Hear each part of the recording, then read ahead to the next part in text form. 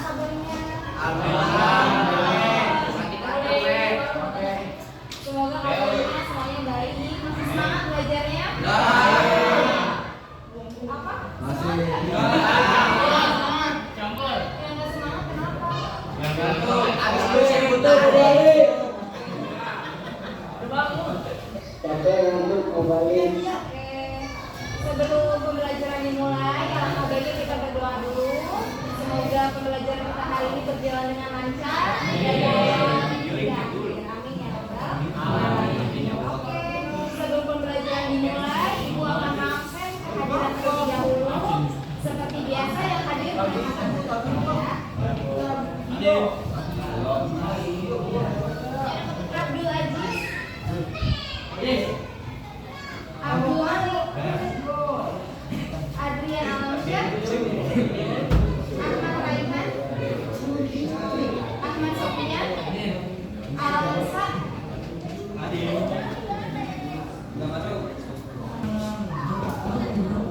Khairul Azam,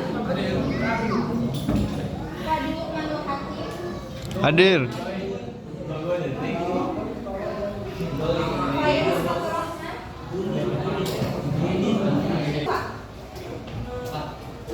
Jeremy Petrus, Enggak masuk ke bawah menjadi.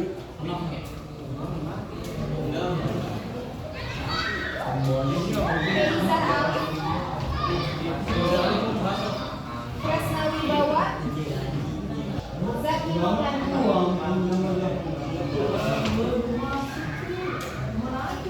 Oke, sebelum pembelajaran yang baru hari ini dimulai, Ibu akan menjelaskan kembali sedikit materi yang sudah kita bahas kemarin. Oke, pembahasan kita kemarin adalah unsur intrinsik dalam puisi. Jadi, unsur intrinsik dalam puisi itu sebelumnya kita harus tahu dulu apa itu arti unsur. Ada yang tahu? Ada yang masih ingat arti unsur? Nah, unsur itu artinya bagian untuk membentuk sesuatu. Ya.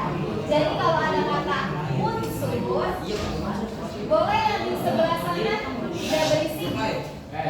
Mau lu. Ya, mohon perhatiannya sebentar ya.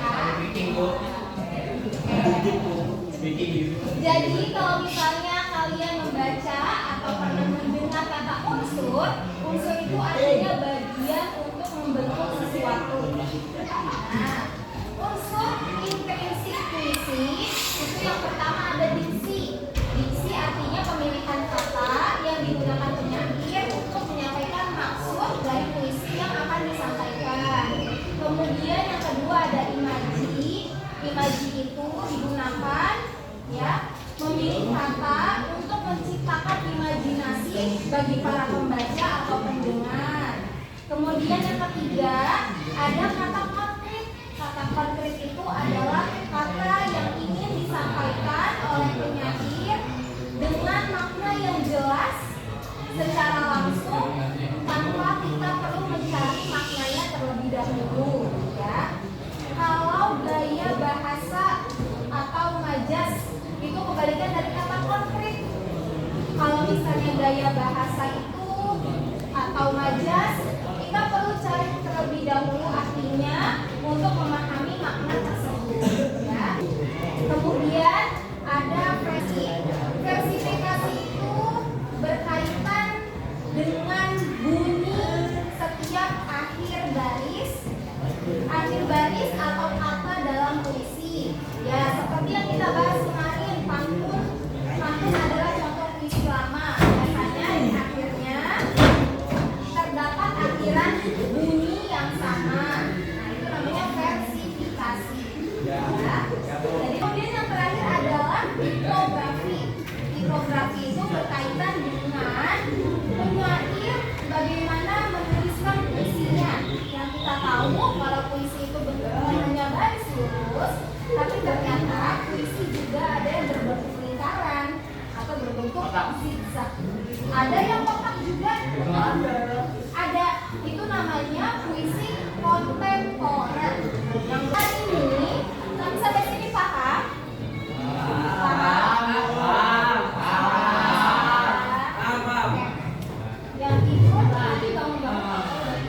Ya sudah ditulis. Oke, hari ini pembahasan baru kita adalah unsur batin di dalam puisi. Ternyata puisi juga mengandung unsur batin yang dapat kita rasakan, ya. Jadi kita merasa ada perasaan yang ingin disampaikan penyair ketika kita membaca atau mendengar puisi. Nah, unsur batin dalam puisi yang pertama ada tema. Nah, gagasan pokok yang ingin disampaikan. Jadi intinya penyair ini ingin menyampaikan gagasan apa nih yang ingin dituliskan dalam puisi. Misalnya tentang alam, tentang pemerintahan, tentang kasih sayang orang tua kepada anaknya. Itu namanya tema. Kemudian yang kedua ada rasa, yaitu sikap penyair terhadap inti permasalahan dalam puisi. Nah, jadi biasanya penyair itu menulis puisi berdasarkan apa yang sedang dirasa, ya, berkaitan dengan latar belakang kehidupannya. Misalnya latar belakang kehidupannya banyak rasa sedihnya, banyak merasa perihnya. Jadi ketika penyair menulis puisi tersebut, maka rasanya itu berkaitan dengan latar belakang hidupnya. Kemudian ada sikap penyair terhadap pembacanya. Nah, biasanya penyair itu menuliskan puisi juga berdasarkan temanya lagi. Kalau temanya tentang kesombongan seseorang, berarti nadanya tinggi. Kalau misalnya berkaitan dengan rasa sedih, nanti ya nada bacanya sedih juga. Begitupun ketika temanya bahagia, maka cara membacanya dengan penuh ekspresi kebahagiaan. Jadi seperti itu. Kemudian unsur batin dalam puisi yang keempat ada amanat.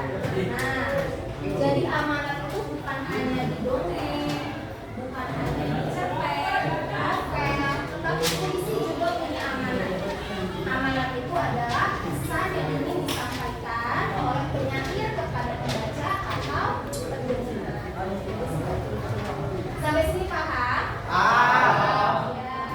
Coba yang paling pojok, ibu mau tanya. Jawab berdua deh. Tadi unsur batin itu ada berapa?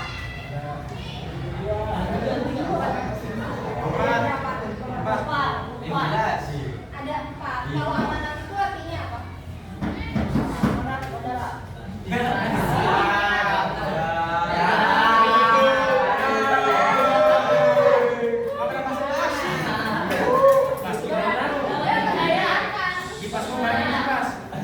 amanat itu pesan yang ingin disampaikan penyair kepada pendengar atau pembaca puisinya. Itu namanya amanat. Coba saya tanya lagi ya. Ya, saya nggak mungkin nanya yang itu ya. Sebelah sini paling pinggir yang belakang. Yang pojok paling pinggir.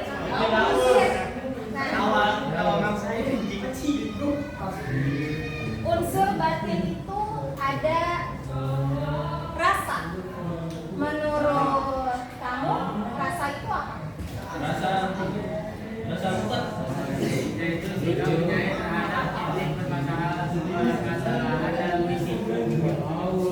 Ya, sikap penyair ketika menulis puisi. Oke. Ada lagi yang mau bertanya? Yang bertanya atau mau saya yang nanya lagi?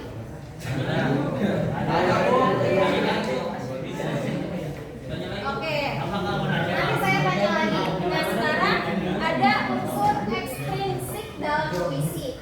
Kalau tadi unsur intrinsik, unsur batin. Nah, sekarang adalah unsur ekstrinsik dalam puisi itu ada 3. Ada unsur biografi, unsur sosial, sama unsur nilai. Yang pertama ada unsur biografi. Unsur biografi itu biasanya berkaitan dengan latar belakang penulisnya. Contohnya latar belakang kehidupan penulis, memiliki latar belakang kehidupan yang banyak periknya. Kemarin udah belajar teks biografi kan? Nah, dari teks biografi itu bisa menjadi latar belakang penyakit penulis puisi. Jadi lebih kepada mencurhatkan pengalaman hidupnya yang ditulis dalam puisi. Kemudian yang kedua ada unsur sosial. Ini dari mana?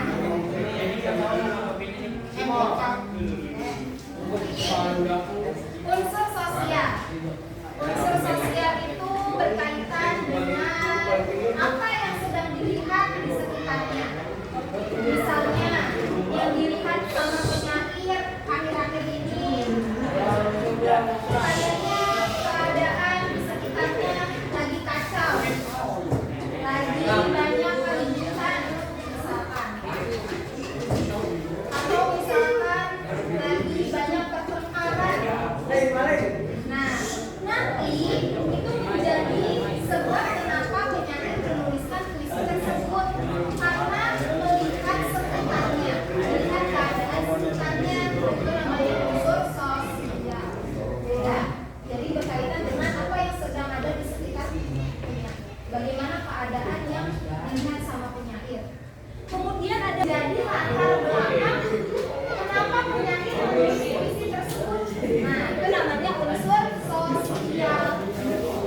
Jadi biasanya isi puisinya itu berupa sindiran, ya, berupa sindiran menyindir masyarakat. Yang ketiga ada unsur nilai. Nah, maksud dari penyair pada unsur nilai ini, coba yang belakang bisa dengar. Unsur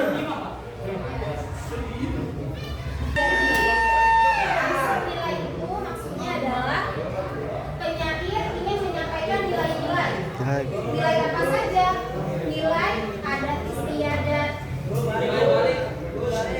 kemudian ada sopan santun, nilai budaya, nilai pendidikan, seberapa pentingnya pendidikan bagi seseorang. Jadi ada amanat tersendiri di dalamnya. Nah, itu namanya unsur nilai. Jadi menyampaikan amanat atau nilai-nilai penting yang harus membaca atau pendengar tahu. Sampai sini paham? Yang saya panggil namanya saya tahu.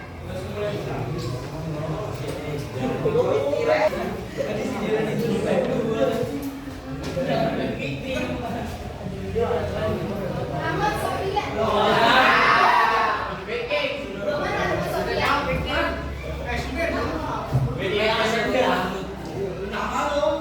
Iya. Ibu mau tanya. Tadi unsur ekstrinsik dalam puisi itu ada berapa? Ya, itu tuh Ada tiga. Ada tiga ya? Ada dua? Berdiri nggak iya berdiri boleh berdiri deh jawabnya. Aku udah habis. Ada berapa unsur ekstrinsik dalam puisi? Ada tiga apa aja? Oke, tuh tepuk tangannya.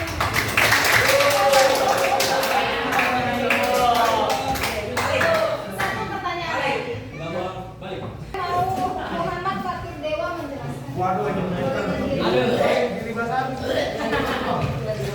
Unsur nilai dalam Jadi yang